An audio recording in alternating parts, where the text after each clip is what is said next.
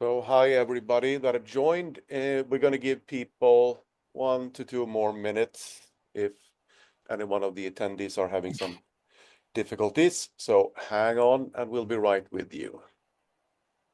So Jovi, Jordan, do you want to tell the audience a funny story while they wait for everybody to join? Or should we sit here in silence? I will tell you a funny story. I Good. was at an event in Greece. It was a Cube event, so RegTech, payments, etc. And I had to meet a friend for a drink after the event. It's my first time in Athens. I got a taxi to where the drinks were being had, and I got out.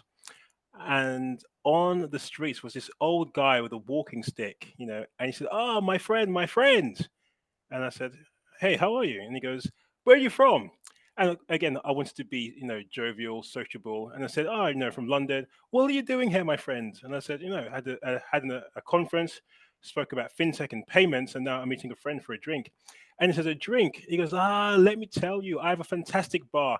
And he goes, "Come and have a drink whilst you wait for your friend." So I thought, let me be sociable. So we were walking, and he was telling me how he used to work in England, in Newcastle. His son was, a trader, and I thought, interesting. So this guy walking down the streets of Athens, and then we approached this gaudy bar with pink fluorescent lighting.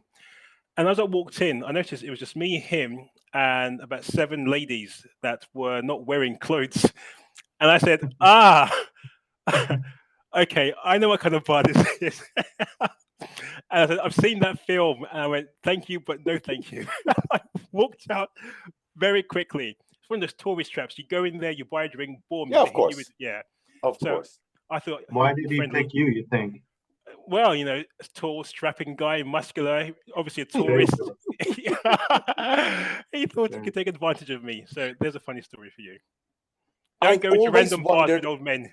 yeah, I've always wondered how much they get paid because I mean, there's always one pulling you in Yeah. the arm, want to go. So how much can they make per punter that they get in? I mean, a fiver, a tenner. I mean, that's a lot of money in a day. It is. I mean, bear in mind, you do that one punter an hour. It's a good night of work for you. Is it a rev share or is it a Probably rev share. correct? So they Yeah. have to find the guys they think, oh, that one really looks like, oh, good. Well, I was wearing Jordans and a baggy jumper and a pair of jeans, so I'm not sure what made me to be a good mark. Maybe it was a slow day. Maybe it was a slow day. Well, there you go. A nice story about potential strippers to start off the conversation at the webinar. Well, I mean, that's perfect. And now it's 3 minutes past. So I actually think that we'll get started. Yeah. So thank you so much, everybody who's joined. And today the topic is, well, the topic is 3 reasons to scale. I guess I see it as reasons to scale. Why don't we first do a round of introductions so everybody knows who everybody is. My name is Carl-Johan Larsson, working at Velmie. Been with Velmie for a little bit more than a decade now, so I'm getting really, really old. I do a little bit of everything. So I'm an ex-software developer who realized that there are people that are way smarter than me. So I kind of do everything except that. I just take credit for other people's work. Today, I mainly handle our client interactions. With me, I have Jordan and Jovi. Jovi, let's start with you. Who are you? Why are you here? Who am I? The existential question. Who am I? Where am I going? I don't know. But I know that my name is Jovi Overo. I am the MD of Unlimit Banking as a Service. And again, just to make sure that everybody understands what it is that we do, Unlimit, we're a global fintech, and our tagline is that we help businesses to make and receive payments. And we do that through a number of verticals: acquiring, corporate IBANs, consumer IBANs. We have Unlimited Crypto, of which one of the features is an on and off ramp solution. And then you have My Baby, which is banking as a service. And we essentially help any business, any brand, any FI, non-FI, to utilize our suite of APIs, to utilize our KYC provider, to utilize our membership of MasterCard and Visa, to utilize all of that, white label it, and embed it into their application, thus allowing them to offer regulated financial products to their consumer. And that is what I do at Unlimit. Perfect. That's a lot. And the boss part there, I mean, that's really the interesting thing into scale, because if you don't have that working, nothing else work. Jordan, why don't you introduce yourself, and after that, I'm going to comment on Joey's little speech here. Great. Yeah. Thanks, Carl. Great to be here. My name is Jordan Pasternak. I'm tasked with helping Velmie for the last year try to get US-based clients. You could hear from how I speak that I'm in the United States. And I've been in New York in the fintech space for the last 10 years now. I'm on the founding team currently of a data analytics company. And my first venture into startups was actually at an equity crowdfunding platform, a concept that emerged after some new regulations came out, the Jobs Act, to allow investors access to participate in startup investment opportunities. And a few years ago, actually, I helped co-found a Web3 startup too. So, you know, through these climates and the changes in regulation in fintech, you know, I've been part of the entrepreneurial scene of helping out and trying to grow firms that are leveraging kind of a boom cycle, whether it's NFTs, equity crowdfunding, and who knows what the next great thing is going to be, but hope to be a part of it. I think everybody knows what the great next thing is, and that is, you know, what I'm thinking about, or what that person is thinking about. I think we're all sure of the big next thing. Thank you, Jordan. Jovi, Velmie and Unlimit, how long have we known each other? A couple of years? 3, 4 years? 5? I think a couple of years, but it does feel like 5 years though, right? Yeah. Sometimes time is slow in this business. Normally you don't have enough of it. Well, I feel I've aged 50 years in that time. Must be. Why don't we first mention how Velmie sits together with Unlimit? So you do payments, we do tech. How then do we tie that together? I mean, we know it. How would you explain it to someone? Well, I would hope simply is that if a client is looking for experts in the field of the technology, so let's say, for want of a better term, the front end facing application, and they're looking for experts, you know, on the back end side in terms of the regulations, the membership of the car schemes, the AML, the compliance, then they would come to somebody like Unlimit. A client wants to focus on their core offering, and they don't really want to mess around with both the tech and the reg side of it. And that's why Velmie and Unlimit in this case is a marriage made in heaven.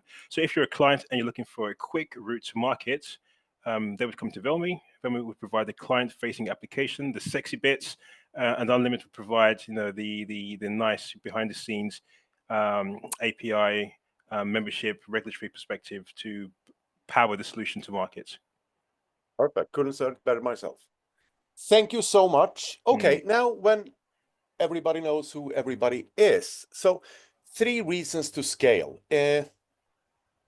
How do you want to begin?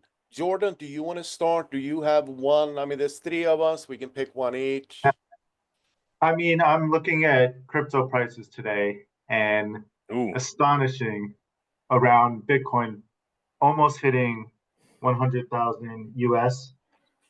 And, you know, my mind goes to what does that mean for our industry?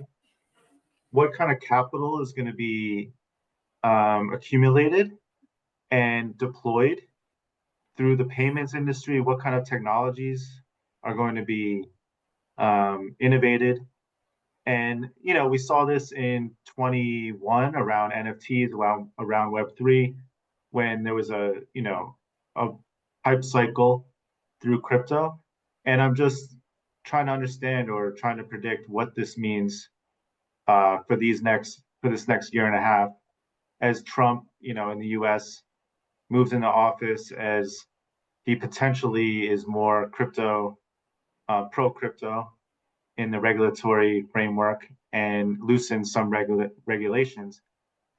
I'm just looking at entrepreneurs and trying to understand what that means for the next few years and how that can affect our business as well. So, Yeah, I echo that. We have quite a few clients that are in the crypto space, and by that I mean they have launched crypto cards. So I guess essentially allowing their customers to utilize their digital assets, utilizing a Visa or a Mastercard. And in the run up to obviously these prices, a lot of our crypto clients are obviously exuberant and very bullish, and more so with Trump in the office. And one of our key verticals again is the crypto Web3 space. And as we see an increase in cryptocurrency and Bitcoin, as we see the proposed loosening, I guess, of regulation from a crypto perspective, the wider application from a blockchain as well, so we get increasing numbers of clients asking about how we can implement digital assets to scale faster. And again, one of the main use cases would be for cross-border payments. So we see a lot of clients who said and recognize that the ability to make cross-border payments seamlessly, quickly, and frictionless, that for them is key. And that is one of the ways that we can support fintech scaling rapidly, especially in 2025, and obviously with the incoming Trump presidency. Yeah, and I think this is really interesting because even though, and you mentioned crypto card, and that's great, but the way I've seen it for a couple of years back, a crypto card for most fintechs, having a crypto card have more been about marketing because it's good to have and you attract some new business. But now, if we can really see, and the US, I think, have been the big blocker, of course, with crypto. If they actually do something about it, and I actually think Trump will have to because it's kind of promised the libertarian vote. If that now, wait, you're gonna take Trump at his word? Well, I mean, let's not get political. He kind of promised. I think he have to, otherwise there's going to be. And for him, it's easy just to do it. Yeah. And he personally purchased some. I don't know really what they do, but he purchased a crypto company a while back. So I'm pretty sure he's going to do it. Yeah. Yep. Yeah, he had an NFT launch too. Something like that. I've seen those NFTs. Yeah. But the thing is, I actually think that the upcoming, let's say 1 or 2 years, I think we're going to see real usage and cross-border, like you mentioned. I mean, it's a no-brainer. Absolutely. And it doesn't cost like anything to add this to whatever offering you have. So if you're a remittance service or whatever, it's so easy to add this. And then the new market that you can gain is like enormous. So I really think it's a great ROI there. Agreed. I mean, again, I think it's clear, and I know if we are being specific, in terms of cryptocurrencies and the underlying blockchain technology, but that tech essentially, it can obviously reduce transaction costs, it can eliminate intermediaries. That's a huge game changer, for scaling fintechs in 2025. In fact, now really. But again, as you mentioned, cross-border payments is for me a no-brainer, and it moves the needle dramatically for businesses that want to scale. It's really amazing. If Elon Musk is whatever his title is in the Trump administration or transition, I think it's something about efficiency in the government. But obviously, him being involved with the new administration, it just speaks to the bullishness of the crypto and blockchain space going forward. And who knows, like I know he's a big advocate of Dogecoin. So yeah, load up on that coin. If you want. I don't know what the application is of that, but yeah, small payments, I guess. Well, I mean, I think small payments, that's the key, and small transfer, because if you do big transfers or big payments, there's always ways to do those. But it's the small thing. And if you can really get to a place where basically everybody offers crypto, then the resistance is gone, because then it's mainstream and then everybody needs to have it. And Yeah, but I would say, I've been on multiple panels, and I know that sounds like a humble brag, and it's not, because I'm so tired of traveling. My goodness, I just want to rest. But on multiple panels, it seems one conversation cannot be had without the other.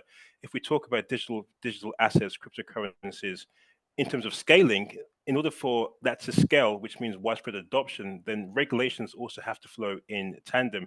And I think, again, a big driver for scaling is the harmonization of regulations. Obviously, we'll look at the incoming regs for MiCA or MiCA, however you want to pronounce it. That harmonization is going to be, for us, very, very good. We have had a lot of clients who are still uncertain about the regulatory framework before they look to launch their products to market. So again, when it comes to cryptocurrencies, when it comes to assets, when it comes to digital assets, regulations is a key driver of the ability to scale. And I think we are seeing increasingly global harmonization from that. And I'm very interested to see what would happen in the States, obviously, with Trump coming in, how that's going to play out as well for cryptocurrency. yeah, I mean, regulations are good. I know that the crypto community, I mean, just a couple of years ago hated this, but if we have regulations, that means a level playing field, and it's easy. You can actually plan and do something. So happy days. And MiCA, as you mentioned, I think that's been kind of a godsend here in Europe, because it's clarified so much. So hopefully that will help. MiCA, is that end of this year that everything will be done, or? I think I think we're looking at Jan of Okay. Yeah, Jan. Anyway, I mean, that's like tomorrow. Yeah. Okay. So Jordan, crypto, this is your thing. Regulations being done, everyone's going to do crypto. I think it's going to be a similar hype cycle as, but maybe a more established, business case around crypto and payments versus 2 or 3 years ago when NFTs kind of rode that wave. I think also aligned with the growth in AI and investment in AI, and understanding like how AI and crypto can work together is going to be very interesting in 2025 and fuel, I think, a lot of fintech ideas. And so, yeah, I mean, increased capital going into Web3 or crypto projects, coupled with, frontier technology companies working with AI and, large language models. How does that fuse together in 2025? That should be very interesting. Yeah. In fact, yesterday, excuse me, yesterday, I was privileged, I guess, to host a webinar with Zach Hess, who worked at OpenAI and was one of the early employees. And the webinar was about AI, and how businesses can utilize AI for payments. And again, everything does seem to be interlinked. You've got the use case, you've got the regulations, you've got the technology, and those businesses that are really able to harness and utilize AI, for example, AI-powered chatbots, virtual assistants that can make the customer experience a lot more frictionless, seamless, and also hyper-personalized by utilizing AI. These are some of the key ingredients and components that would allow your business to scale. So everything pretty much is interlinked. Have you got the right temperature in terms of the regulations? Do you have the right technology? Are you utilizing the right technology for the right use case? Because I mean, and again, I've seen some businesses that talk about, oh, we can just insert AI into our business and we scale. But hang on, why are you utilizing AI? So long as you've got the right ingredients, you can cook the perfect omelet. And I think that's key.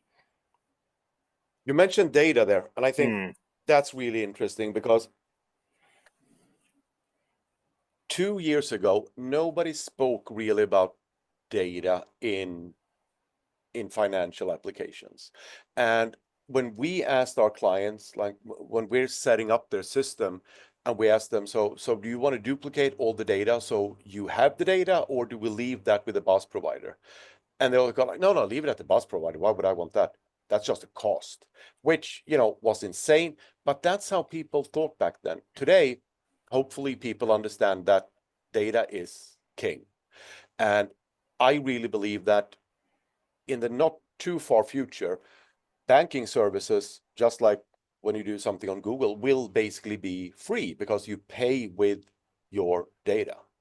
And all this Is that data, is that a good or a bad thing? well, that's a different thing, but I think that's how it's going to be. I hope that we are evolved enough so that when this trend comes, people can, opt out if they want to. Today, I have to use DuckDuckGo if I want to opt out. It's like no opt-out button. But I think that's what's going to happen. And just like we carry around our phone and tell our lords and masters at the phone company where we are all the time, this is going to be mainstream. And I mean, it can also be, I don't think it's going to be bad. Just one of those things that if I pay a bill in the bank, why don't the bank tell me that there's a cheaper option? So let's say that I punch in my electricity bill. I mean, it's a no-brainer for AI to tell me that you're paying X, you do know that you can get this for Y at whatever merchant.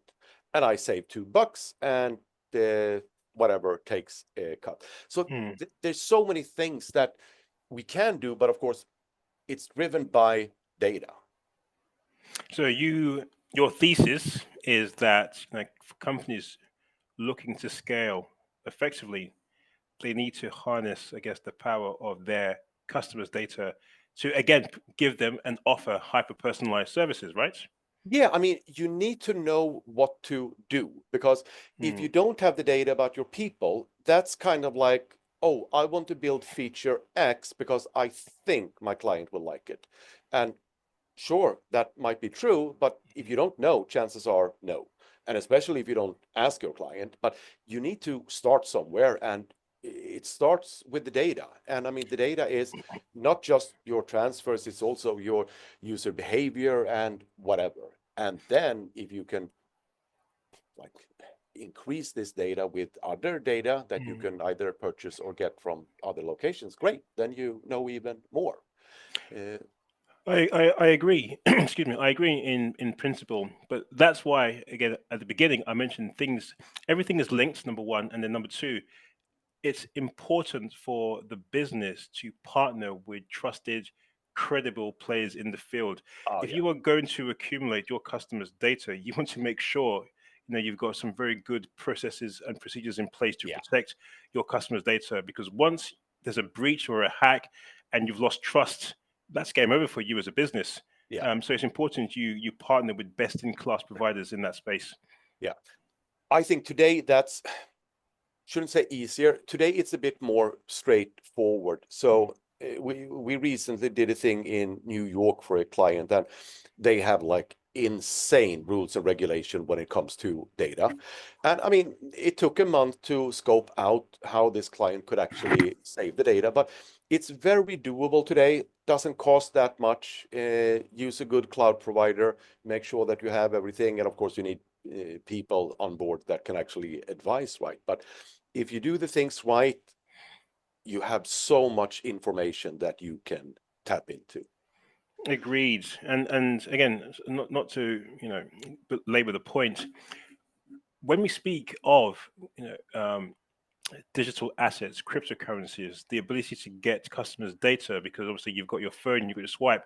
These are features that we in the West are spoilt for. Yeah. Right? We have this. If you're looking to expand, there's a complete untapped opportunity out there. Obviously, my background is Nigeria, so in West Africa, for example, in Latin America, we talk about cryptocurrencies, stable coins in these regions where the local currency has been decimated by inflation. I mean, my mother's in Nigeria right now, and the naira is just getting killed. So if you're looking about expanding, these are hungry, unbanked, financially underserved opportunities for businesses to expand to. And that's why we're seeing huge adoption both in terms of smartphones, in terms of the internet, and also in terms of cryptocurrencies in those regions, LATAM, West Africa. So opportunities for me are tremendous for next year for businesses that can really target these regions with the right use case.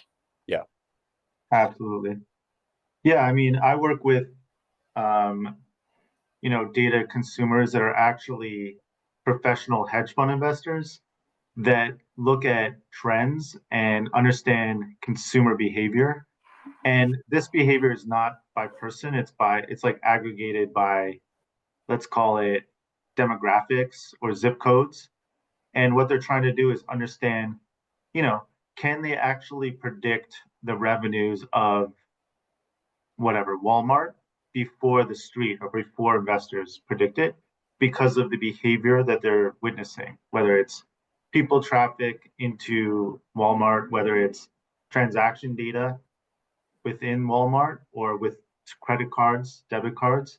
And so all that data is being used to actually attempt to profit off of insight that's gleaned from the data. So super interesting space. Hmm. yeah. Agreed. No, it is. What you mentioned there, Jovi, untapped markets. You mentioned South America, Africa. I think South America is going to be the next big thing. Reason is that it's so scattered, but for the past 2-3 years, I mean, 3 years ago, it was impossible to do anything. Now it's doable, but it's kind of crypto first. At least that the sense I get when I speak to people there. So they do crypto first and then fiat comes second. And probably because of the reasons you mentioned, it won't, the value won't just disappear. So everything is gone when you wake up one morning. It's safe. It's easy to do. Traceable, of course. You do business in Mexico now, right? So we Unlimit, the company, is operational in multiple regions across LATAM by way of our payment processing arm. So obviously we're global acquirers, and we also have alternative payment methods. So we are well established in Mexico and Brazil. From a BaaS perspective, our initial rollout was to customers or clients in Europe, but we have just issued our first card in Mexico, because again, naturally, we recognize that that is a vast opportunity for us. We get prospective clients after prospective clients saying, when are we able to launch BaaS in this region? And again, for many of the reasons we've talked about here, it's just a ravenous population looking to utilize, I guess, financial services in an innovative way. And cryptocurrency, stablecoins is a big part of that. How would you say someone who's active in Europe today, if they want to basically copy paste their operation here, do it in, let's take South America, what are the biggest obstacle from your point of view? I mean, the underlying service provider. Yeah, this is. I'm not trying to couch my words. The whole point of partnering with a provider is that they try to make things seamless entering into a new market. But it's not as simple as simply copying and pasting a model that may work in Europe into Mexico or Chile, for example. There are many regions that have different regulatory requirements and different regulatory obstacles for you to overcome. So that's the first thing. Finding a provider that actually has boots on the ground in that region and understands local regulations vis-a-vis issuing of cards, opening of accounts, is the first one. Secondly, and what's also most important, is I mentioned in the West we're spoilt. So what we may think would work well here, or what works well here, can simply be replicated in Colombia or Argentina. That's not the case. So you need to understand the market absolutely that you're going into. But vis-a-vis just the pure issuance of the cards and the opening of the accounts and the KYC and the AML, again, we have that covered. So from that perspective, as I mentioned, we take care of all the BS, so to speak, allowing you to focus on your core business, which is the customer acquisition. So we try to make it simple, but behind the scenes, it's not. And let me just conclude. a lot of prospective clients think it's simple. Oh, why can't Yeah. you just launch a card program in Mexico or in Singapore or in Thailand? It's just issuance of cards. If it was that simple, then everybody would be doing it. And it's not. It's incredibly hard, but we try to make it as easy as possible. From a tech perspective, Mm. then it's a bit easier. We can technically copy paste what we said over, of course, applying the rules and regulations that they have there. For us, when we see this is when it gets really interesting from a tech perspective. So we have a couple of clients that are operating in different geos, but still using the same code base. And as a techie or an ex-techie, that's actually when I think it's really fun. So they basically have one system, databases stored in different areas of the world because of regulations, of course. But then everything actually comes out of the same box. So that's really good. So if someone from that perspective, Carl, you're right. You know, you can just copy and paste the code base, but what's the go-to-market strategy? Because if you go-to-market strategy that you use for Europe that was successful, if you just try to copy and paste it into another region, you're very highly probable to fail. Oh yeah, definitely. And you mentioned the expression "boots on the ground." I think that should be tattooed on the forehead of everyone that do anything with marketing. That it's not a theory. You actually have to go there. You have to kind of, smell the dirt and see what people are all about before you can do anything.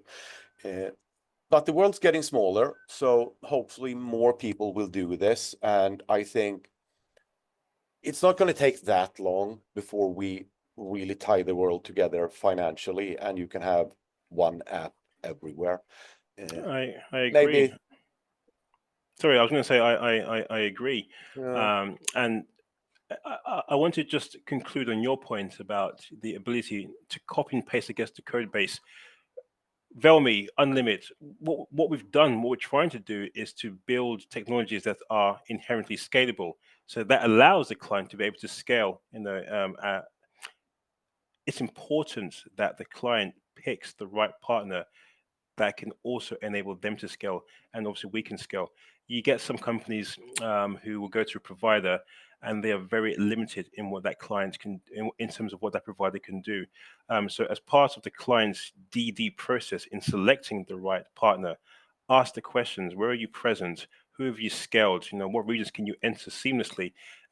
Because again, clients come to partners like us because they may not have the expertise to scale as quickly. So it's important you choose the right partner. Yeah, definitely. And to comment on that, when people come to us, that's the first advice I give them, that slow down the start of your journey, because that's going to speed up the rest. So take your time and really do your due diligence and look at where you want to be now, 1 year, and so on into the future. And then make your plan accordingly. And if it takes a little bit longer in the beginning, it's so worth it, because Joby, you've been in this business for a long time. You've seen a lot of failures as well, just because people kind of rushed into something in the beginning. But I get it. It's easy to do because everyone's anxious and you promise deadlines, so you just do something and you don't really think about it. But with proper planning, you can do whatever. It's also like the business, like the opportunity is so great in certain areas, like remittance or payments between US and like El Salvador, right? It's like a no-brainer because it's such a hard, obviously there's a lot of immigrants that want to pass money back to their families. It's such a use case that makes sense, but actually the execution of it is way more difficult. But it's so interesting how many, like you see it, Carl, even in our inbound leads, that how many of these concepts are pretty the same concept, with just passing money back and forth from first world to third world countries.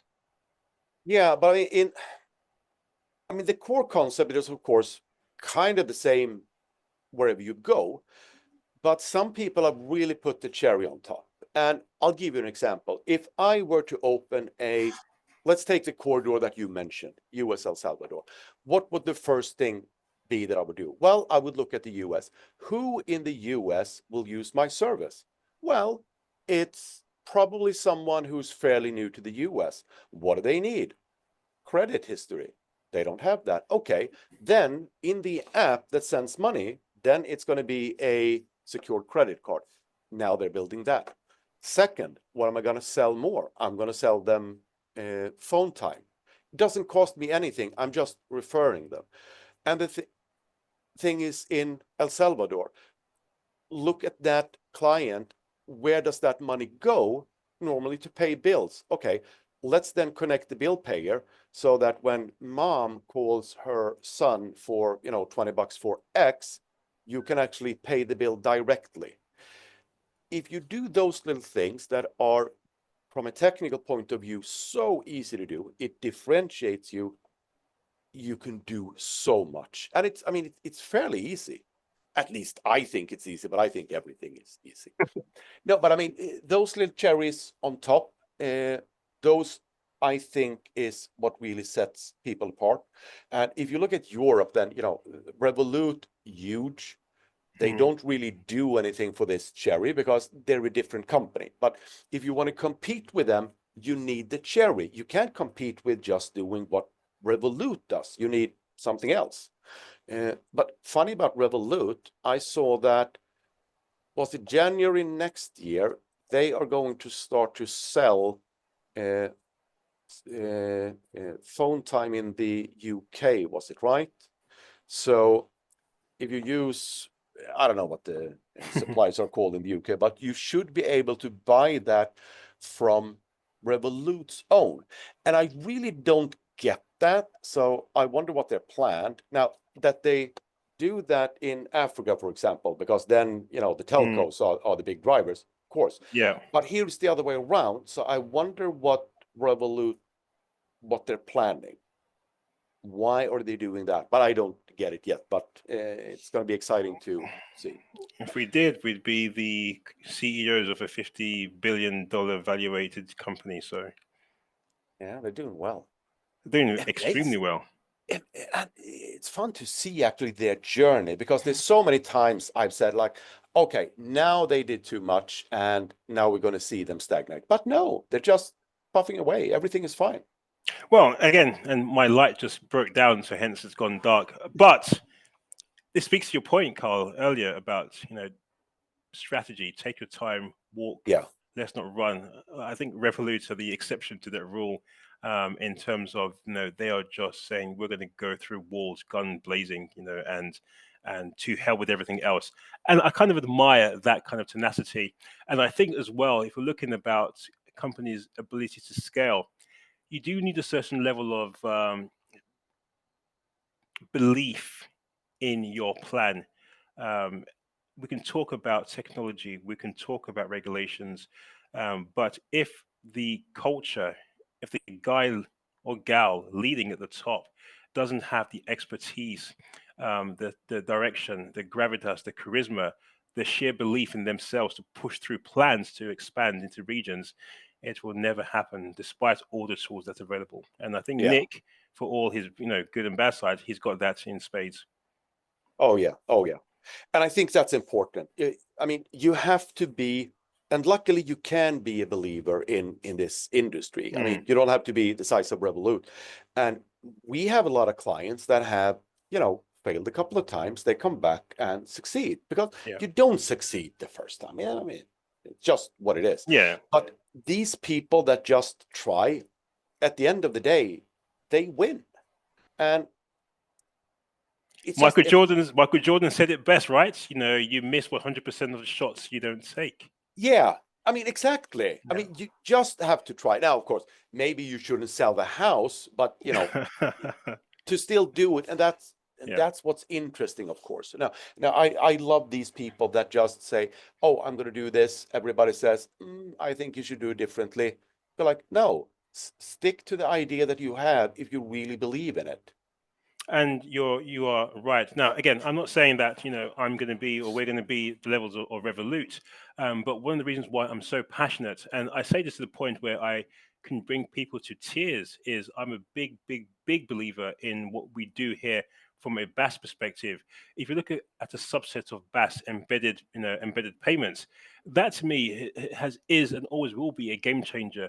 The ability for clients to utilize open banking APIs, to utilize the licenses and permissions of BaaS providers, and then to embed that into their application to serve either a niche market or to complement a value added service. This to me is huge. And we talk about there are multiple BaaS providers out there, granted, but the pie is so big, and it gives me absolute joy and pleasure, sincerely, to talk to, converse with innovative CEOs, founders who are looking to launch that next best thing or have these visionary ideas that they think is going to change the world. And I just love being part on the journey with them. Really. No, it is, and I second that. And some of the people that come to us, it's you kind of feed off their energy. Sometimes Yes, they go like, agreed. "Damn, that's a good idea," and then they explain how they're going to do it, and all of a sudden it's like not me selling a product. I find myself kind of sitting on that side of the table, going like, "Yeah, we're going to do this," and oh yeah. No, but it's just amazing to see this. Yeah, no, lovely. Time's flying. How many things have we mentioned? We should mention 3. We mentioned crypto, we mentioned regulations a bit. I'm going to bring something up that I think is the big one. End user behavior. I think that's going to be a big thing next year. Already started to be a big thing. Elaborate. The reason for that is this. Have you seen the big banks, how much people they are letting go silently? Yes. It's amazing. I saw a couple of days ago, do you know how much JP Morgan, what their cost is to onboard one new client, like opening an account? Nope. It costs $280 for JP Morgan to open an account for a new person. And that, of course, includes, a little bit of computer, a little bit of blah, blah, blah. Are we talking about a corporate account or one of the Chase accounts? No, a client, an individual account. Individual account. So a corporate account, what's that? $5,000. So, but I mean, when you see that and when you see what's going on, I think that the big boys, I think that they know that consumer behavior have changed. There's no need for services the way they sell services to the big mass.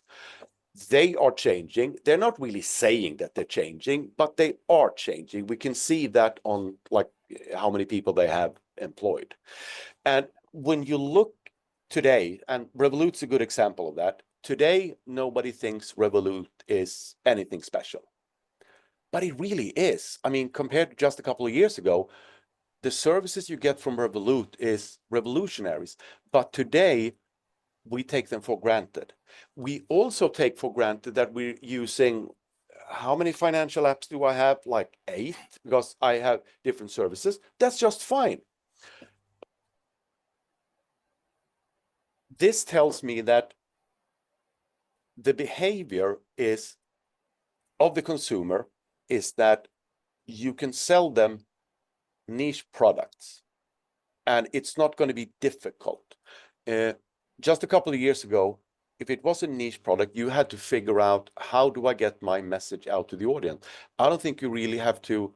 That's not going to be a big problem today, because you don't have to convince people to use your app or your service for a niche product. You can actually do that. It could be. I mean, I look at my parents' generation, I guess it's the baby boomers, right? A lot of them are dying out, right? there's a lot of wealth accumulated there, but like I take my dad, he's 76 now. Um, he prints out his bank statements, he highlights them, and he pays bills with a check and he mails in letters. And I think that generation, like while that holds a lot of power, is transitioning, right? Like people are getting older, and then this generation of 40-year-olds, we're just utilizing, all the tools. And so it's just like a natural evolution of what's happening right now, I think. Yeah, Yeah. I agree. No, and I think what this tells us is that we can have, I don't know if it's a word, but micro products. That's what I like to call it. That if you have let's say, if you're running a neobank for, and you have 100,000 clients, you can actually start micro products, and that can be, I don't know, transfers between, I don't know, France to Sweden, for example. And if people see that, they're going to go like, yes, I'm going to use your app just to use that service, because it's not like a barrier anymore to add on something more. And if we take this to the extreme, that is kind of, how do you call it? It's the fractional landscape of products. But I actually think that people will accept it, and even more so in the future. And if somebody then want to do something small, the barriers will be, well, non-existing. So if somebody comes to, for example, you, Joby, and say, I want to do this, these are my clients, and you see it's a small scope, I mean, it's still going to work, because you will still be able to find the users for it. From a tech perspective, Agreed. of course, it's easy to work, but I really think that that's going to be. And of course, the step after that is that these products will be able to, let's call it, merge, so that you have like a landscape of different people offering different products with this little cherry on top, which makes it better. But of course, you still work in the same big framework. And well, I do believe that we're getting there. So do I. And I just had an opportunity to have a look at some of the questions in the Q&A. And I think, Carl, you're probably good to answer this one, which says, from Helen, what are the biggest products in the years to come? I believe anything crypto. So you mentioned earlier, Joe, you mentioned crypto cards, for example. I think that's going to be huge. I think remittance will be huge, but it's not going to be called remittance. It's going to be a transfer, because nobody can. It's just a transfer. I agree. So it's kind of like the barrier is gone. I'm not sending, and my mom do that. She calls me and go like, I need to send money to my Spanish account. How do I do that? And I tell her like, you're not. It's an IBAN. And we're kind of heading that way. With crypto, of course, I really think it's going to be huge, and people are going to start using it, and then you will get this a myriad of products that will fit into crypto. So you have a crypto card, doesn't mean you need to pay with a card, because you can pay by tapping your phone or whatever. But when we get there, it's going to be normalized. Everything's going to be happy. I second that. And if I answer this question, let's say in two streams, agreed with you, crypto cards, crypto or digital assets, I think we will stop saying crypto cards and digital assets, and it would just be payments.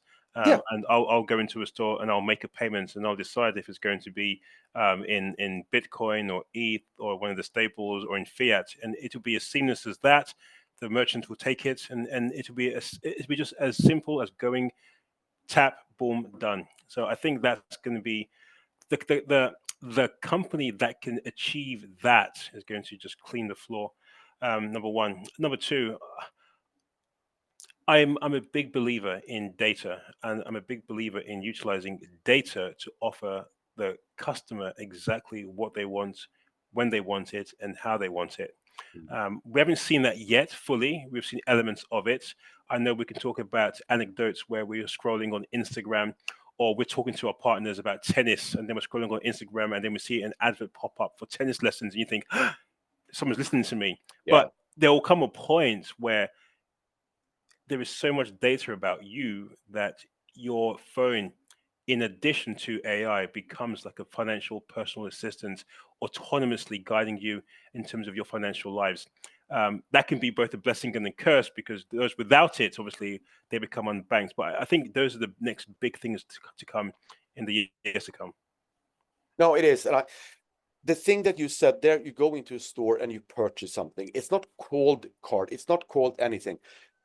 I really want to get there. From a tech perspective, it's super easy. And what I see before me is that you basically go into, let's call it your financial app. It's yours, it's personal. To that, you have connected whatever suppliers you need. And then you'll just set your rule sets. Well, you probably talk to your phone because it's an AI that's going to do it, and say that whenever I purchase something, I don't know, after 10 in the evening and it's at that pub, take it from this account and don't tell my wife.